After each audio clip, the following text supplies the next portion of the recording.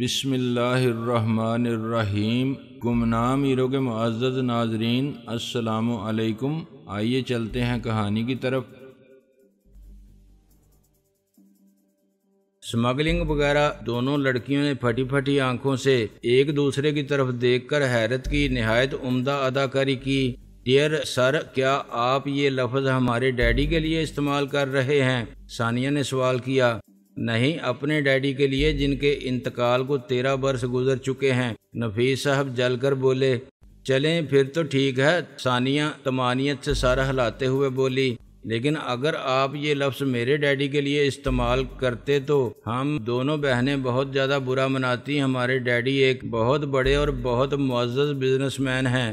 اس ملک کی حالت جن لوگوں کی وجہ سے دن بدن پتلی ہوتی جا رہی ہے، ان میں سے ایک ٹولہ تمہارے ڈیڈی جیسے بڑے اور معزز کاروباری لوگوں کا بھی ہے۔ نفیس صاحب گہری سانس لے کر بولے۔ بہرحال کبھی نہ کبھی ہر قسم کے برے لوگوں پر بھی کوئی نہ کوئی برا وقت آتا ہی ہے۔ میرا خیال ہے تمہارے ڈیڈی کا بھی برا وقت آ گیا ہے۔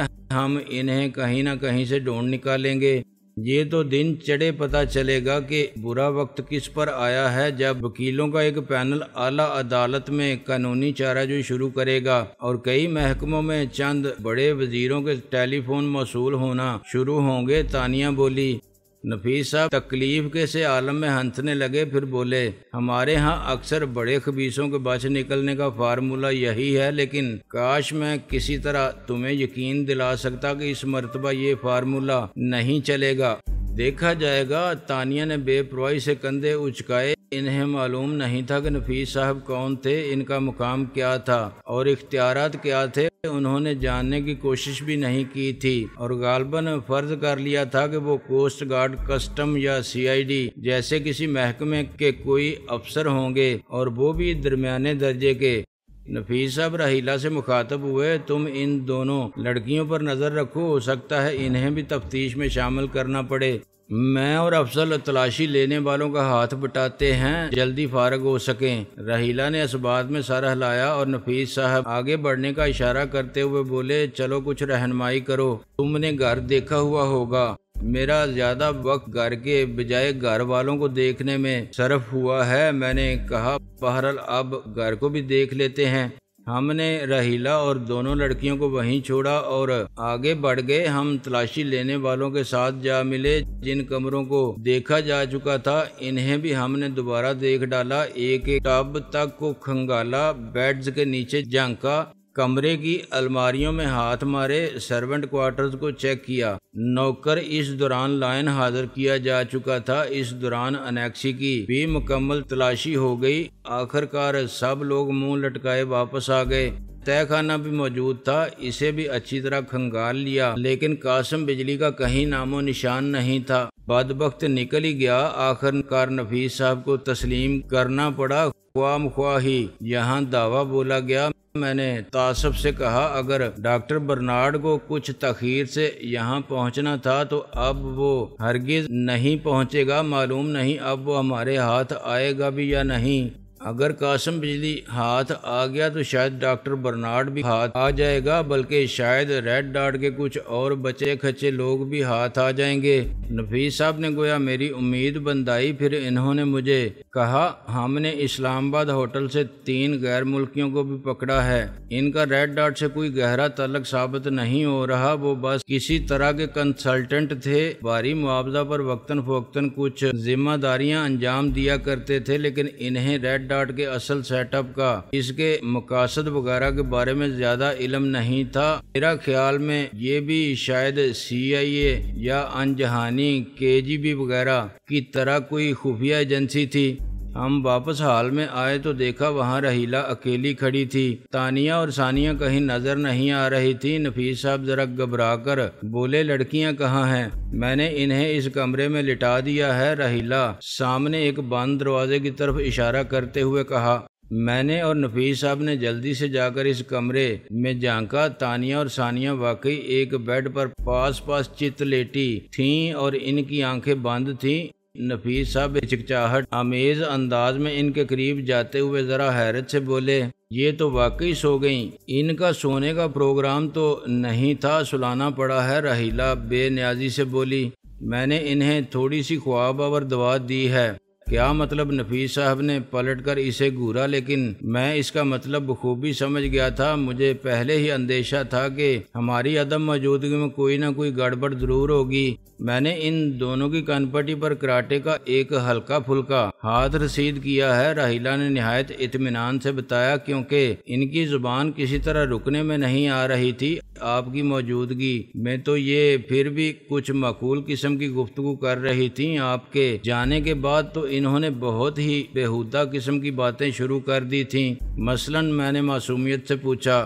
رحیلہ میری طرف گھومی، اس کا چہرہ اب بھی مکمل طور پر چھپا ہوا تھا، لیکن مجھے اندازہ تھا کہ اس کی آنکھیں شعلے برسا رہی تھیں۔ وہ گویا دانت پیس کر بولی، تمہارے ہی بارے میں سب سے زیادہ بکواس کر رہی تھیں، اور مجھ سے بھی تمہارے بارے میں کچھ ایسے سوالات کر دیے تھے جنہیں میں سننا بھی گوارا نہیں کر سکتی تھی۔ تم گو کہ ان کے باپ کو پکڑوانے آئے ہو، اس کے باوجود تمہاری طرف سے ان کا دل میلا نہیں ہے، لگتا ہے یکدم ہی تمہیں بہت پسند کرنے لگی ہیں، لیکن ان کی پسندیدگی کے پیمانے ذرا مختلف قسم کے ہیں۔ میں نفیس صاحب کی طرف دیکھ کر سر کھجانے لگا۔ نفیس صاحب ذرا انجان بھر کر تانیہ اور ثانیہ پر جھک کر ان کی نبض دیکھتے ہوئے بولے، پھر بھی تمہیں ان لڑکیوں کے ساتھ اس قسم کا سلوک نہیں کرنا چاہیے تھا، یہ بڑی فساد قسم کی لڑکیاں معلوم ہوتی ہیں۔ ایسی ہی لڑکیاں تو بات کا بتنگڑ بنا دیتی ہیں اور اچھے بھلے محکموں کی نیک نامی پر بھی حرف آ جاتا ہے۔ انہیں آپ لڑکیاں کہہ رہے ہیں؟ رحیلہ جارحانہ لہجے میں بولی، میرے خیال میں تو یہ گندگی کے دو ڈھیر ہیں، ایک خاص قسم کی جنونی لگتی ہیں، انہیں علاج کے لیے کسی نفسیاتی اسپتال میں داخل کرانا چاہیے۔ جس قسم کے ماحول میں اور جس قسم کی دولت سے انہوں نے پرورش پائی ہے، اس میں یہ کوئی تعجب کی بات نہیں۔ نفیس صاحب بیڈ کے قریب سے ہٹتے ہوئے بولے، افضل بتا رہا تھا کہ ان کا زیادہ وقت اسٹیٹس میں گزرا ہے۔ اسٹیٹس میں تو میں بھی رہ کر آئی تھی، میں اور میرا بھائی بچپن ہی میں وہاں چلے گئے تھے۔ عمر کا 16واں سال مجھے اسٹیٹس ہی میں لگا تھا۔ عمر کے چند انتہائی خطرناک سال میں نے وہاں گزارے تھے، لیکن ایسی باتوں کا تو میں نے تصور بھی نہیں کیا تھا۔ جس طرح انسانوں کی شکلیں ایک دوسرے سے نہیں ملتی، اسی طرح سوچیں اور کردار بھی ایک دوسرے سے نہیں ملتے۔ بہرحال یہ دنیا ہے، اور دنیا میں ہر رنگ ہر ڈھنگ کا انسان موجود ہے۔ نفیس صاحب مسکرائے۔ میں نے ایک نظر ثانیہ تانیہ کی طرف اور ایک نظر رحیلہ کی طرف دیکھ کر کہا، ان میں ذرا اور طرح کا مینوفیکچرنگ فالٹ ہے، تم میں ذرا اور طرح کا مینوفیکچرنگ فالٹ ہے۔ تم اپنی چونچ بند رکھو ورنہ کھوپڑی توڑ دوں گی۔ رحیلہ گن اونچی کرتے ہوئے بولی، تم پر تو مجھے سب سے زیادہ غصہ آ رہا ہے۔ کاش میں موٹا سا ایک ڈنڈا لے کر تمہاری ہڈی پسلی ایک کر سکتی۔ خدایا تیرا لاکھ لاکھ شکر ہے کہ میں اس وقت اکیلا نہیں ہوں۔ میں نے آسمان کی طرف ہاتھ اٹھا کر کہا، ورنہ میں تو اپنا دفاع بھی نہیں کر سکتا۔ مجھ میں تو اس وقت صرف اتنی جان ہے کہ چل پھر رہا ہوں۔ موقع میسر ہوتا تو میں تم میں اتنی جان بھی نہ چھوڑتی، ہفتے 10 دن کے لیے تو تمہیں بستر پر ہی لٹا دیتی۔ رحیلہ دانت کچکچا کر بولی۔ میں نے نفیس صاحب کی طرف دیکھ کر ٹھنڈی سانس لیتے ہوئے پوچھا، آپ نے اس سے پہلے اتنی جلالی لڑکی دیکھی تھی؟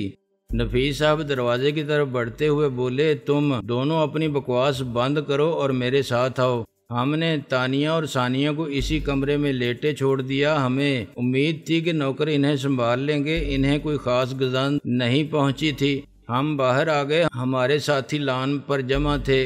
قاسم بجلی کے مسلح محافظ وغیرہ بیرونی دیوار کے قریب کھڑے تھے اور کینہ توز نظروں سے ہماری طرف دیکھ رہے تھے۔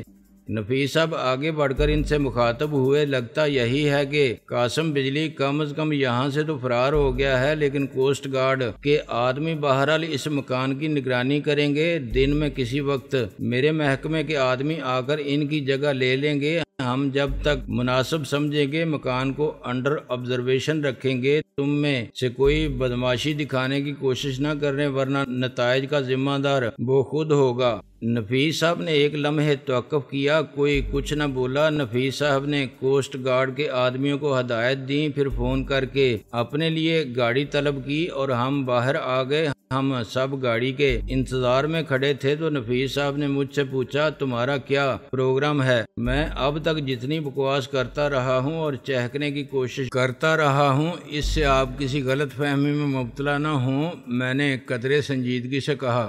میری حالت اس وقت تباہ ہے، بڑی شدت سے آرام کی اور ایک عدد ڈاکٹر کی ضرورت محسوس کر رہا ہوں۔ مجھے اور شفیع شاہ کو میرے ہوٹل پہنچا دیجئے، میں جی بھر کے آرام کروں گا، 1-2 دن تک تو میں کچھ سوچنا بھی نہیں چاہتا۔ بالکل ٹھیک ہے، تمہیں ایسا ہی کرنا چاہیے، نفیس صاحب نے سر ہلایا۔ 1-2 دن تک تو میں خود بھی کراچی میں ہوں، لیکن میں تمہارے ہوٹل میں نہیں ٹھہروں گا، کہیں اور ٹھہروں گا۔ قاسم بجلی کا معاملہ کچھ دوسرے لوگوں کے سپرد کر کے میں اسلام آباد واپس چلا جاؤں گا۔ بہرحال میرا تم سے رابطہ قائم رہے گا۔ پھر وہ راحیلہ کی طرف متوجہ ہوئے، تمہارا کیا پروگرام ہے؟ وہ ٹھنڈی سانس لے کر بولی، میں بھی افضل کے ہوٹل میں ہی ٹھہر جاتی ہوں، شاید اس کے قریب رہ کر مجھے تیمارداری کے بہانے اسے زہر دینے کا موقع مل جائے۔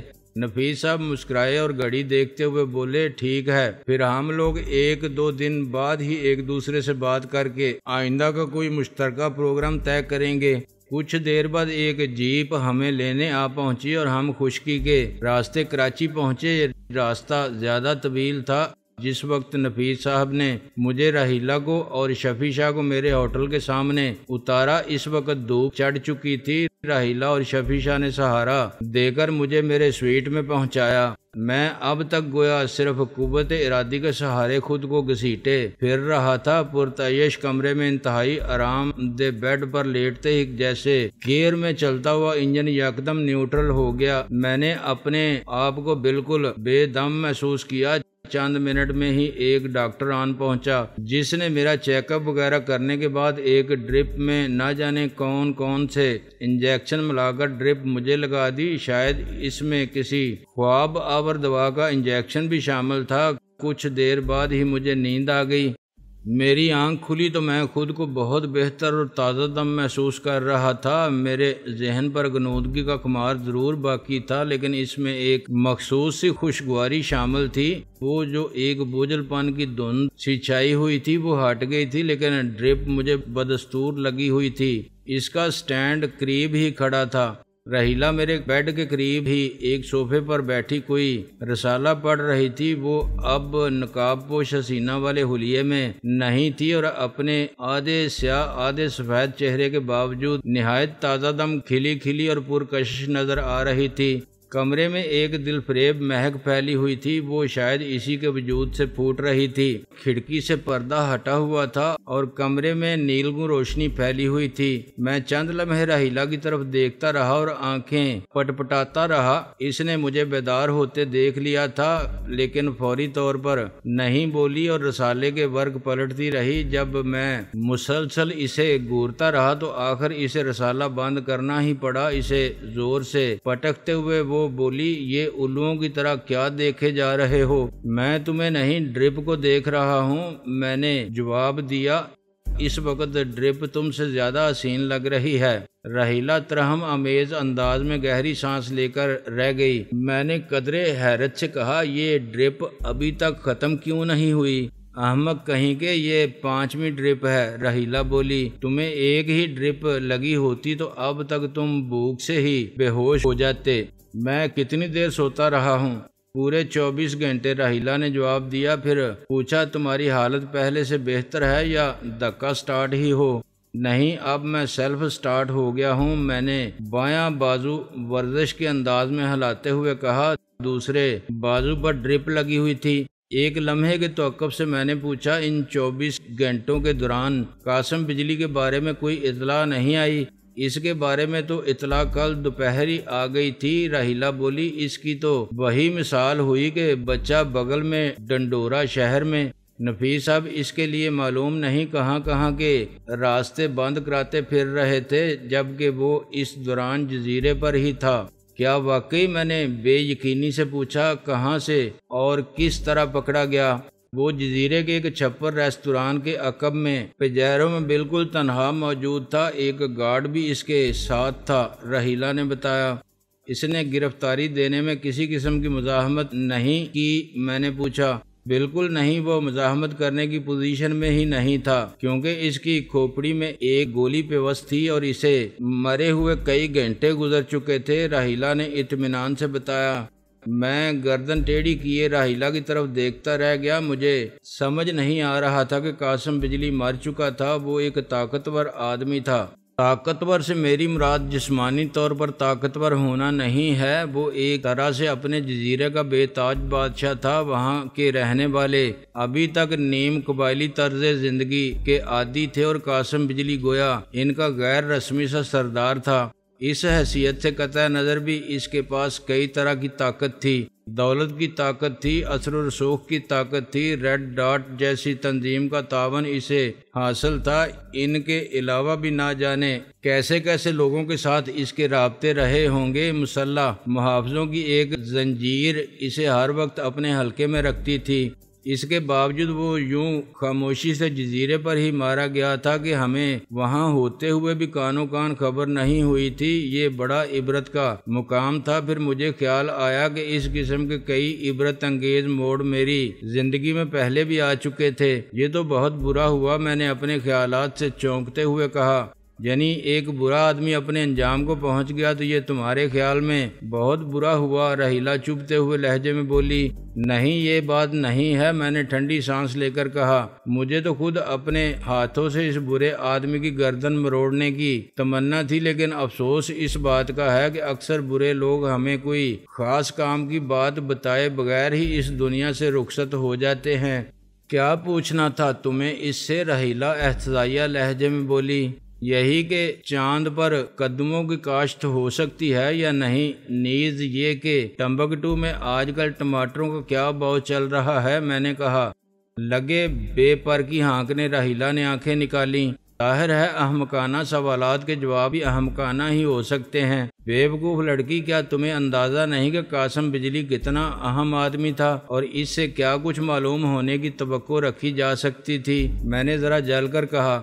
میں نے تو کسی بھی واقعے سے، کسی بھی فرد سے کسی بھی قسم کی توقعات ہی رکھنی چھوڑ دی ہیں، وہ کندھے اچکا کر اطمینان سے بولی۔ اس لیے مجھے کسی بھی قسم کے نتائج پر کوئی خاص مایوسی نہیں ہوتی۔ انسان کو بس اپنا کام کرتے رہنا چاہیے، کسی نہ کسی زاویے سے سوچتے رہنا چاہیے، کسی نہ کسی راستے پر سفر جاری رکھنا چاہیے۔ ایک راستے پر رکاوٹ آ گئی تو دوسرے راستے پر چل دیے۔ امید کی ایک کرن معدوم ہوئی تو دوسری کرن کی تلاش میں نظر دوڑانے لگے۔ ایک دروازہ بند ہوا تو دوسرے کی تلاش شروع کر دی۔ اپنی کھوپڑی ٹوٹ گئی تو کسی دوسرے کی کھوپڑی سے چلانے لگے۔ میں نے کچھ اور جل کر کہا، ماشاءاللہ کیا خوبصورت فلسفہ حیات ہے راہیلہ مائی ڈیئر۔ اگر تمہارا یہی حال رہا تو بہت جلد تم احمقوں کی سردار کے عہدے پر فائز ہو جاؤ گی۔ نہیں، میرا تمہیں اس عہدے سے ہٹانے کا کوئی ارادہ نہیں، وہ مسکراتے ہوئے بولی۔ تمہارے ارشادات عالیہ باتوں کی حد تک تو اچھے ہیں، پر عمل ذرا مشکل ہوتا ہے۔ یہ کوئی کامیاب فلسفہ حیات نہیں ہے، میں نے کہا۔ میں تو کہتی ہوں فلسفہ حیات کو بھی گولی مارو۔ ایک میں حیات ناکام ہو تو انسان کو فوراً دوسرا فلسفہ حیات اختیار کر لینا چاہیے، وہ بدستور مسکراتے ہوئے بولی۔ یہ تم آج کیسی باتیں کر رہی ہو؟ میں نے حیرت سے اس کی طرف دیکھا۔ مجھے تو تم سے خوف آنے لگا ہے، باتوں سے کچھ لگتا ہے جیسے تم سیاستدان ہو گئی ہو۔ چلو خیر، یہی غنیمت ہے کہ تمہیں کسی سے خوف تو آیا، وہ ہنستے ہوئے بولی۔ پاگلوں سے تو انسان کو خوف زدہ ہی رہنا چاہیے، کیا پتہ کس وقت کیا کر گزریں، میں نے کہا۔ خیر یہ بیکار باتیں چھوڑو، اور ڈاکٹر اگر کہیں آس پاس دستیاب ہے تو اسے بلا کر مجھے اس ڈرپ سے نجات دلاؤ۔ میں یوں مریضوں کی طرح لیٹنا نہیں چاہتا۔ تو پھر تم کس طرح لیٹنا چاہتے ہو؟ راہیلہ نے حیرت سے پوچھا۔ تم اس وقت مریض ہی ہو، مجھے خواہ مخواہ احساس کمتری میں مبتلا کرنے کی کوشش مت کرو، میں نے گویا برا مناتے ہوئے کہا۔ میں مریض وغیرہ ہرگز نہیں ہوں۔ یہ ڈرپ ہٹواؤ، میں تمہیں ابھی چھلانگیں لگا کر دکھا سکتا ہوں۔ وہ تو خیر مجھے یقین ہے کہ تم چھلانگیں لگا کر دکھا سکتے ہو، اس کے لیے تو شاید ڈرپ ہٹوانا بھی ضروری نہیں۔ مجھے اندیشہ ہے کہ تم ڈرپ سمیت ہی چھلانگ لگانا نہ شروع کر دو۔ آخر ایک بنمانس سے اور توقع بھی کیا رکھی جا سکتی ہے، وہ گہری سنجیدگی سے بولی۔ اب اگر تم نے بکواس بند نہ کی تو میں ڈرپ سٹینڈ پر سے کھینچ کر تمہارے سر پر دے ماروں گا۔ میں نے اسے گھورا۔ تمہارے حق میں بہتر یہی ہے کہ ڈاکٹر کو بلوا لو۔ کیا تم باقی مزید ڈرپ لگوانا نہیں چاہتے؟ راہیلہ نے سنجیدگی سے پوچھا۔ بھائی مجھے ڈرپ کی کیا ضرورت ہے؟ میں خود کو بھلا چنگا محسوس کر رہا ہوں، پھر اس ڈرپ سے میرا بنے گا بھی کیا؟ اسے اتار کر ایک طرف پھینکو اور میرے لیے تگڑا سا ناشتہ منگواؤ، میں نے کسمساتے ہوئے کہا۔